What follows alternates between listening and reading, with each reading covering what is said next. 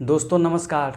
आज के इस वीडियो में हम लोग चर्चा करने वाले हैं कि क्या नीतीश कुमार फिर से पाला बदलेंगे। ये बिहार में ये मुद्दा गर्म है कि नीतीश कुमार फिर से महागठबंधन के साथ जा रहे हैं और तेजस्वी यादव के साथ नई सरकार बना रहे हैं। ऐसा इसलिए कहा जा रहा है क्योंकि कुछ ही दिनों पहले तेजस्वी यादव से उनकी मुलाकात हुई है, जहां पर उन दोनों ने लगभग आधे घंटे तक विभिन्न विषयों पर चर्चा की है।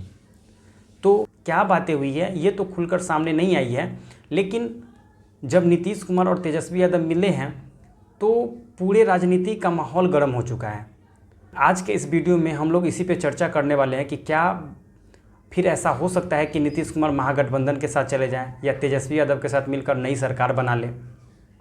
तो चलिए शुरू करते हैं आज का वीडियो। देखिए दोस्तों, नीतीश कुमार जब से राजनीति में आए हैं तब से विभिन्न मौके पे, खासकर 2013 के बाद से विभिन्न मौके पे उन्होंने पाला बदला है। 2014 में जब प्रधानमंत्री का उम्मीदवार नरेंद्र मोदी को घोषित किया गया लोकसभा चुनाव के लिए, तो उन्होंने एनडीए का साथ छोड़ दिया और 2014 का जो लोकसभा चुनाव है उन्होंने अकेले लड़ा। उनमें उनकी बुरी तरह हार हुई और मात्र 2 सीट वे जीत पाए। उसके बाद 2015 में फिर वे महागठबंधन के साथ एक शामिल होकर के चुनाव लड़े और वहाँ पे उन्होंने बिहार में जीत दर्ज की। साथ ही साथ महागठबंधन में जो आरजेडी हैं वे सबसे बड़ी पार्टी बनकर उभरी। महागठबंधन को लगभग 2/3 सीटों पे हुई, जिसके कारण बिहार में एक स्थिर सरकार देखने को मिली। लेकिन 2 ही वर्षों बाद 2017 में फिर से वे महागठबंधन को छोड़ करके बीजेपी में शामिल हो गए। 2019 का चुनाव वे एनडीए के साथ मिलकर लड़े और 17 में से 16 सीटों पर जीत दर्ज की। फिर 2022 में उन्होंने एनडीए का साथ छोड़ करके महागठबंधन के साथ जाने का फैसला किया। फिर 2024 के चुनाव से ठीक पहले जनवरी में उन्होंने फिर पाला बदला और महागठबंधन छोड़ करके बीजेपी के साथ यानी कि एनडीए सरकार के साथ आ गए। वे इंडिया गठबंधन के सबसे बड़े संयोजक के रूप में उभरे थे, क्योंकि इंडिया गठबंधन को एक तरफ यानी कि जितने भी इंडिया गठबंधन में शामिल पार्टी है सबको एक करने में नीतीश कुमार की अहम भूमिका रही है।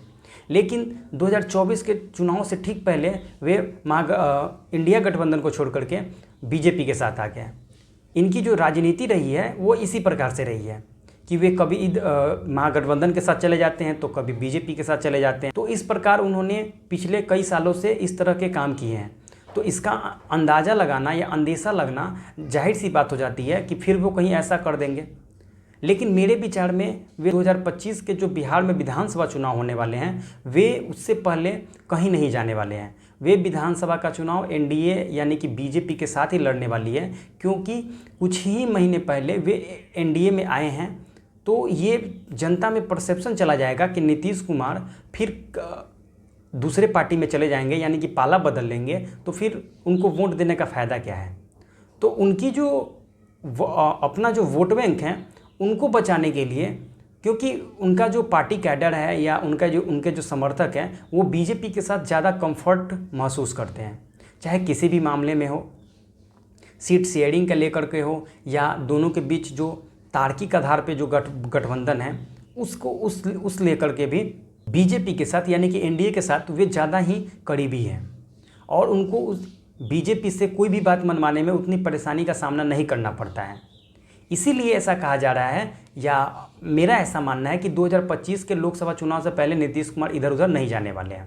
सबसे बड़ी बात ये होती है कि अगर नीतीश कुमार पाला बदलते हैं तो बिहार में ही सरकार नहीं गिरेगी, बल्कि बीजेपी को केंद्र में भी कमज़ोर प्रतीत हो सकते हैं, क्योंकि एनडीए के तीसरे सबसे बड़े सहयोगी दल हैं नीतीश कुमार। उनके 12 सांसद जीत करके आए हैं। तो केंद्र सरकार के लिए भी ये बहुत ही बड़ी और दुखद खबर हो सकती है कि उनके तीसरे सबसे बड़े सहयोगी नीतीश कुमार वो एनडीए से अलग हो जाएंगे। तो बीजेपी तो नहीं ही चाहेगी किसी भी तरह नीतीश कुमार को छोड़ना, क्योंकि नीतीश कुमार के रहने से बीजेपी कंफर्टेबल महसूस करती है। उनको लगता है कि हाँ, हमारे सबसे पुराने सहयोगी, एक तरह से कहे तो जब कोई भी पार्टी बीजेपी से गठबंधन करने से बचती थी उस समय नीतीश कुमार ने बीजेपी से गठबंधन किया था। और 2000 के काल में जब 1999 से 2004 तक जब अटल बिहारी वाजपेयी की सरकार थी तो उसमें वे कैबिनेट मंत्री भी बने थे। और तब से लेकर के 2013 तक लगातार नीतीश कुमार और बीजेपी एक साथ सरकार चला चुके हैं। भले ही उसके बाद जो भी घटनाक्रम हो उसके बाद बीजेपी का साथ छोड़े थे। तो देखने वाली बात होगी कि क्या नीतीश कुमार ऐसा करते हैं। मुझे तो ऐसा नहीं लगता है कि वे ऐसा करने वाले हैं, क्योंकि इसके बहुत सारे जो पहलू हैं उनको देखने के बाद ही वे नीतीश कुमार ऐसा फैसला कर सकते हैं कि वे एनडीए छोड़ करके महागठबंधन में चले जाएं। अगर आपका अगर कोई ओपिनियन है तो वो आप हमें कमेंट बॉक्स में ज़रूर बता सकते हैं कि क्या नीतीश कुमार को पाला बदलना चाहिए, क्या फिर से महागठबंधन के साथ जाना चाहिए या नहीं जाना चाहिए। तो आप हमें कमेंट बॉक्स में ज़रूर बताइए। दोस्तों मिलते हैं आपके साथ नेक्स्ट वीडियो में, तब तक के लिए जय हिंद।